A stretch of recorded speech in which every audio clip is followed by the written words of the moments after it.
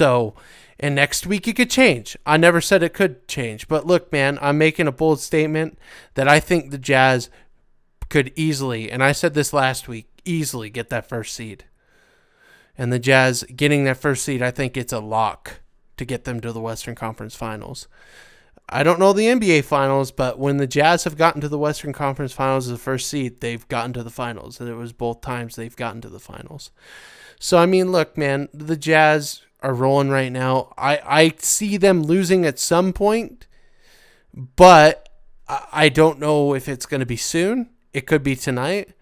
But I think if they lose, they'll figure it out, and it could be a couple of losses, but then they'll pick it right back up.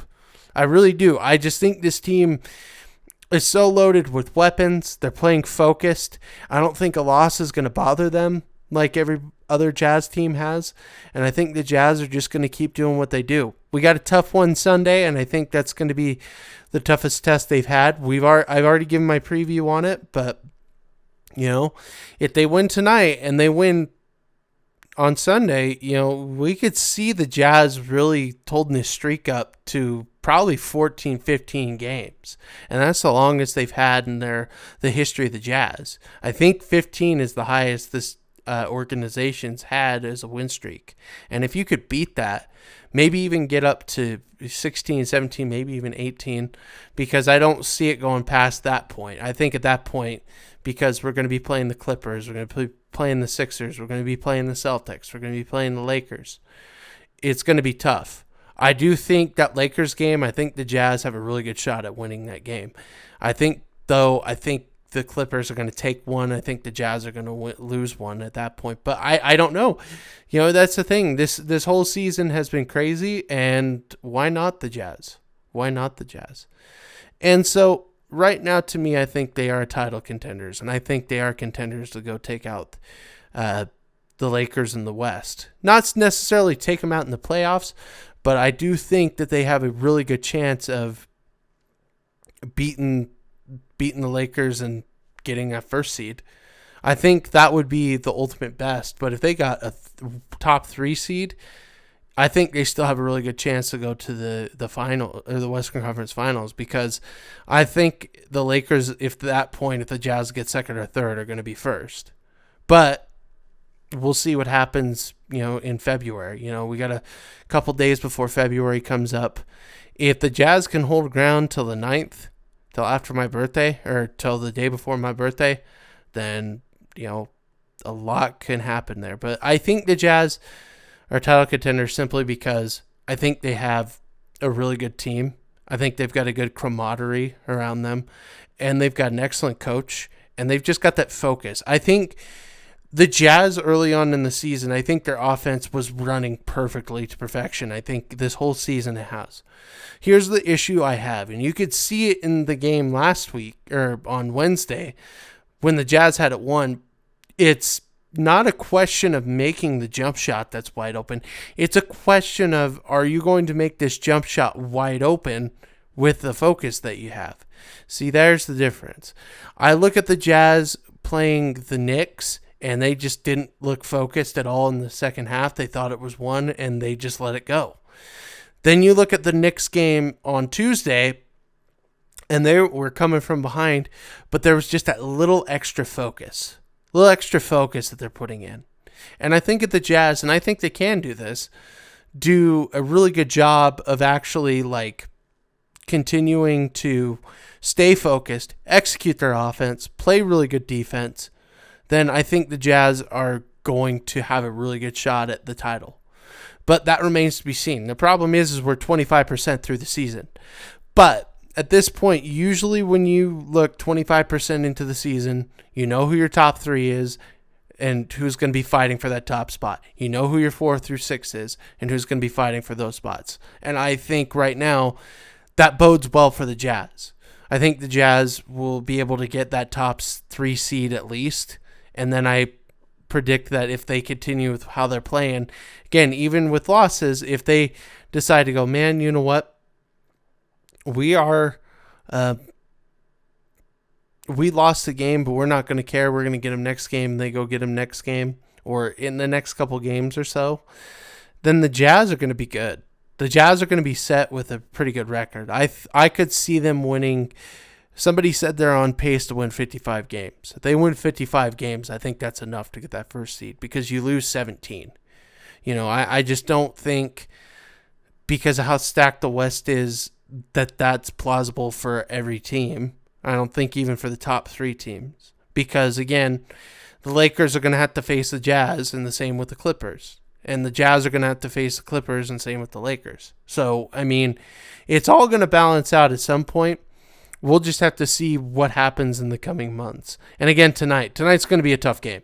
Because even without Donovan Mitchell, they did destroy the Mavericks last game. But to be completely honest with that, the Mavericks are going to make adjustments. They have a really good coach. They have good players. And actually, Doncic was actually pretty decent in the last game. But here's what I think also the Jazz have improved defensively, why I also think they're title contenders. They are taking these star players out of the game.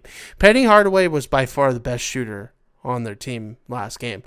But if I look at Luka, he got his numbers. He got most of his numbers. Let me pull this up really quick. He got most of his numbers. He had 30 points, 6 assists, and 4 rebounds, which actually isn't his numbers for assists and rebounds. And I'm just talking offense. It just seemed like he wasn't effective. It just didn't seem like it. Like Jordan Clarkson's jacking up 21 shots and he gets 31 points. And Luka Doncic, I think, is taking less shots. He just looked not as effective. And the Jazz have been doing that to their star this whole season. Like, look, the perfect example is the streak starter, which was against the Bucks. Giannis Antetokounmpo was scoring like crazy, but it just felt like he wasn't as effective, even though he was doing everything that he normally does. I think he had like 37 points or something like that in the game, but it was just, dude, they're taking care of it. And I think they're not worrying that the star player is going off. I think they're just trying to play their own game. And that's the key. There was a podcast that I've come to watch. It's called the Pick a Side podcast. They had a video where they said they don't know how far this team can go. They think that they're a second round loss at best. And I convinced them kind of otherwise. They talked about the Jazz after on a video today. I recommend go and watch it. I might put it in the description of the video that it's in. But here it is. It says, are the Jazz a legit threat in the Western Conference? It has 48 dislikes and 26 likes. Now, that's bad because this isn't just Jazz fans that are attacking this thing. I don't want to hear that. Don't you play the ad, you dumb thing, on my video. But there was a take that I super agreed with, and I want to read with why I think the Jazz are title contenders. I think the Jazz are on an atypical journey. I understand what y'all are saying, but at the end of the day, it's superficial. Yes, most of the time, superstars carry a big athletic two-way dynamic wings argument works. But because they usually check out with things going into a deeper level, superstars, star players in general, are what they need because they're usually consistent. Any dude in the NBA is capable of having a big night. But can they do it night to night? This is why a couple of superstars are more reliable than a team composed of a collection of good talent. 72, 82 game season. Must win multiple 7-game series to win a championship. You do the math. Important high-level, consistent play is key. The question is with the Jazz, is it possible for a collection of talents based around a star or two that on top that has a good role of players? Sorry, I may not be reading this right. Around a star or two, on top of that has good role players and depth. First place, you look, it's been done before, to which the answer is yes. The 05 Pistons did it without a true superstar, but with amazing starting five and good depth. But that's mostly it. So it is a possible way to do it. It's not remotely close as being reliable, but the word again is as the normal method. This is why when I hear y'all saying not enough firepower or they still need pieces. They have more than enough firepower and they have more pieces than any other team in the league. What they need to learn is how to maximize what they got and make it more reliable because they ain't getting more pieces. They are tapped out, and the firepower isn't the problem. They are the best collection of shooters in the league. They have 4 options that can get you 20-plus points at any night. And they have a top 10 defense. The question is, can they stare down LeBron in a contest of wills and not wilt? It is possible for a collection of talent to win a championship. It's just a much harder road to follow. The Jazz do have this depth. The Jazz have this 20-point-a-night thing that this guy is talking about. If you really think about it, and I heard this a lot before the Jazz got their 10th win, that it's like, dude, the Jazz just don't have enough firepower. And I'm still hearing the Jazz need another piece to be title contenders. I don't think that's true. I think if you're looking at it right now, the Jazz have technically 4 superstars on the team. Or stars. Let's not call them super because according to the TNT guys, superstar does more than scoring. And they have to play defense and do all these stats and everything. Whatever. Okay, I'll just say star because superstar tends to rub people the wrong way. You have 4 stars on your team. I would argue Mike Conley, Donovan Mitchell, Rudy Gobert, and Jordan Clarkson are 4 stars on your team. And you could argue Bogey is going to get there at some point. He is going to probably be the Klay Thompson on offense because he shoots so well. And I don't think he's shooting 36% from 3. I didn't even know this. That's not bad. In the NBA, I believe it's 32% is the average or 35. So it's 4 to 1%, 1 to 4% that he's actually better than the typical 3-point shooter in the NBA. So Bogey, once he gets it going, I just see the Jazz being a little more crazy. It's right now they're playing super well, but once you get that guy going, now you got 5 guys that legit could get 20 points for you. You have 5. You got Donovan Mitchell, you got Rudy Gobert, you got Jordan Clarkson, Mike Conley, and Bogey. And I think still right now you have 5 guys. Here's the thing. The only team to win a championship with no All-Stars was the 04 Pistons. But I think the Jazz are going to have 2, especially at least 2. If you get first place before the All-Star break, the Jazz could have 3. I think Mike Conley could definitely be an All-Star. I'm just not really set on that. I don't think it's going to happen, but it is something that could happen. But I'm just saying, man, look, if you really don't think the Jazz are a playoff lock, they really need to have another star, because here's the thing. You have to trade Jordan Clarkson or Rudy Gobert or Donovan Mitchell to get that star. You have to trade money for money. And people are like, let's get Bradley Beal. Let's get Zach LaVine. I'm sorry, man, but I think this team right now, with how they're sitting, this is a championship contender. This is a championship team. This is what Dennis Lindsey had promised us a year ago, or 2 years ago in 2019, that said this team is going to be really good and it's going to be a team that we're wanting to, basically try to win a championship within 2 years. I'm not saying they're going to do it this year, but think about it. You get to the Western Conference Finals, or you get to the NBA Finals, I think the Jazz are going to pay Mike Conley. I think they'll dip harder into luxury tax to pay Mike Conley. Or Mike Conley might just stay. You're going to have this team for a long time. You already got Donovan Mitchell locked for at least 4 years. You got Rudy locked for 4 more years, after both their contracts. So technically 5 years. You got Jordan Clarkson for 4. You got Favors for 3. You got Bogey for 2 more after this season. This is going to be a good Jazz team for a long time. But for right now, they're doing everything that they possibly can to get this first place.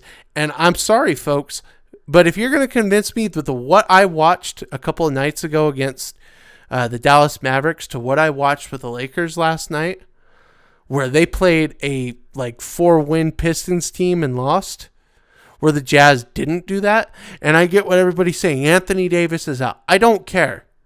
Honestly, quite frankly, that argument is stupid to me. Because you have freaking LeBron James. You have the best player in the NBA. If you have the best player in the NBA and you're playing against a 3-win team, there's a no-brainer. It should just happen. They should just win. I'm sorry, I'm holding them to a higher standard because they won the championship last year. So I'm sorry, and people are saying, well, they had 2 months off. The Jazz had 3 months off. So you're telling me that because the Lakers had 2 months off, we should just give them excuses? Nah, I'm not buying it. Sorry. You cannot convince me that they're not a better team than the Jazz. The Jazz finished their season, I believe, in August. And then they had to freaking get ready in December. So let's see here. August, September, October, November, December. Okay. 3.5 months. But still, 3 months. 3 months. 3.5 months. They've had to prepare. How many months do you usually get after the finals? Okay, so we're gonna look at that on a normal thing. Okay, let's just say it was normal. Let's say the Jazz actually went to the finals one year. Okay, June, July, August, September, October. 4 months. 3.5 months, I guess. I guess they got a typical thing for what it usually is.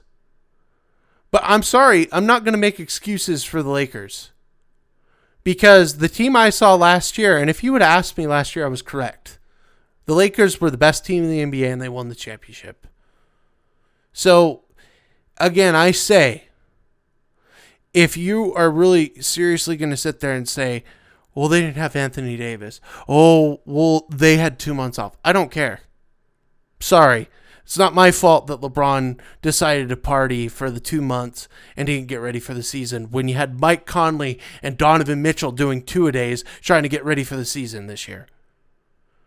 Yeah, blow your argument out your butt. That's not an argument to me. You have some of the best collection of talent on your team, not just LeBron and not just AD. Win that game. You should win that game in dominating fashion because were a 3-win team, I think, going into last night. Let me actually check. They were last place. The Pistons were somewhere in there. They're second to last. They had 4 wins. Excuse me. Now they got their 5th against the Lakers. I'm sorry. There's just no excuse. That's why I got super pissed off when we lost to the Knicks. Because it's like, dude, this is unacceptable. You're trying to win a championship. Your goal is to win a championship. What do? You beat these teams. And then they lost to the Knicks. And I was like, dude, I could understand the Nets. I could understand the Nets even without Harden. I get it. They're a great team. They freaking blitzed you and pummeled you. And we lost that game. Fantastic.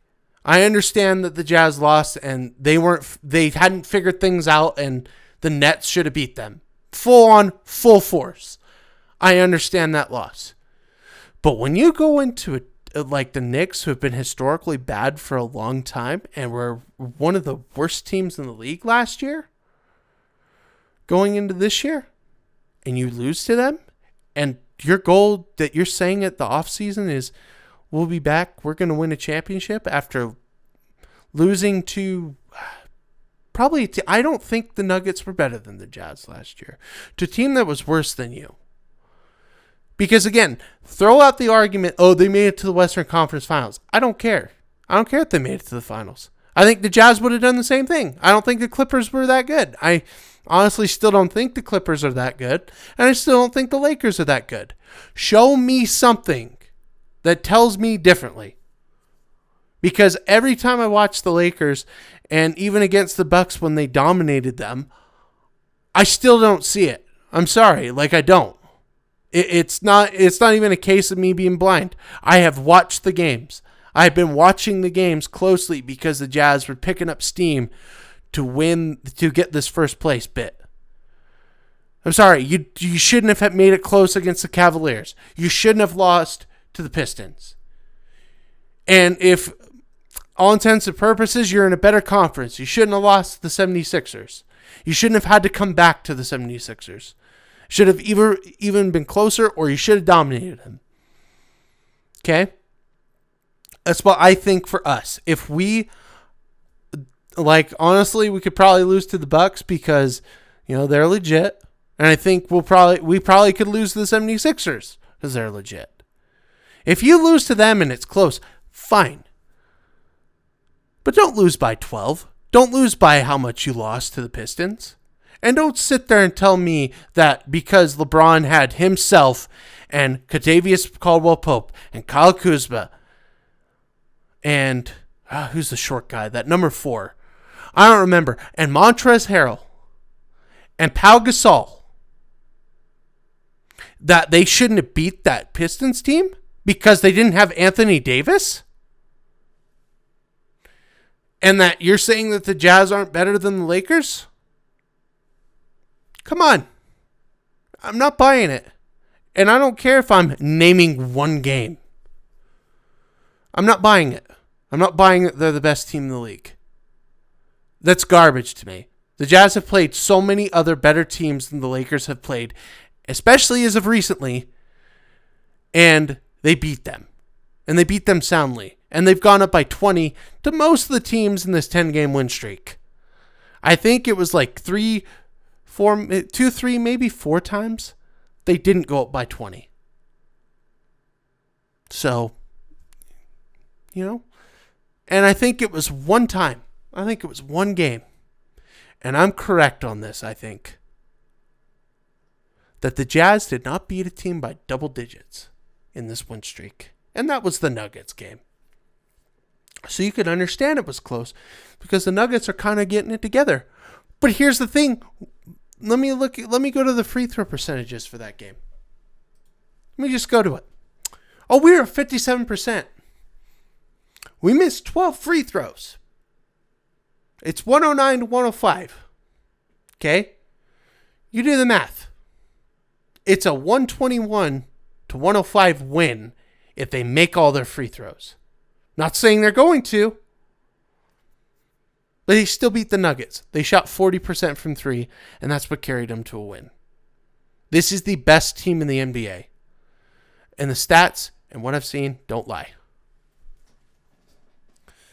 Let's move on with that and go to our final segment here. The final segment is just how long can the streak last? And I've kind of already dove into it. But I'm going to predict, honestly, I think it ends, for me, looking at it, because I think the Jazz are going to win tonight and I think the Jazz are going to win Sunday. I think realistically this ends on the 9th of February. It's realistic because if you get past the Mavericks, you get past the Nuggets, you play the Pistons again, which I just pointed to where they should win. You play the Hawks, which again, I think even though they're a playoff team, you should win. You play the Hornets, which again, I think you should win. And then I think the Pacers game will be a little bit closer, but I think it's a game you should win. Then it's the Celtics. That's the one I worry about. And then it gets into the harder point of the schedule. So, I mean, look, man, it could end tonight, but I'm going to be honest, I see it going a little bit further than that. Let's preview the 4 games for next week, and then we'll call it a video. We'll call it an episode for this week. So the Jazz play the Pistons. I'm going to predict them on the February 2nd. I'm going to predict they win 119 to 100. The Jazz will play the Hawks. I believe they'll beat them 121 to 101. The Jazz will play the Hornets. I'm going to say that they beat Gordon Hayward's Hornets 115 to, let's say 95. And then the Pacers game, I think, is going to be a little bit closer. I think they win this game 109 to 105. And then that's it for that. Next week, we'll talk a little bit more about the Jazz, see where they're at, maybe talk some college basketball. I don't know. Probably not. And we'll just see where the Jazz are at. Enjoy the game tonight. Enjoy the Nuggets game on Sunday. And I'll see you guys next week. Bye, y'all.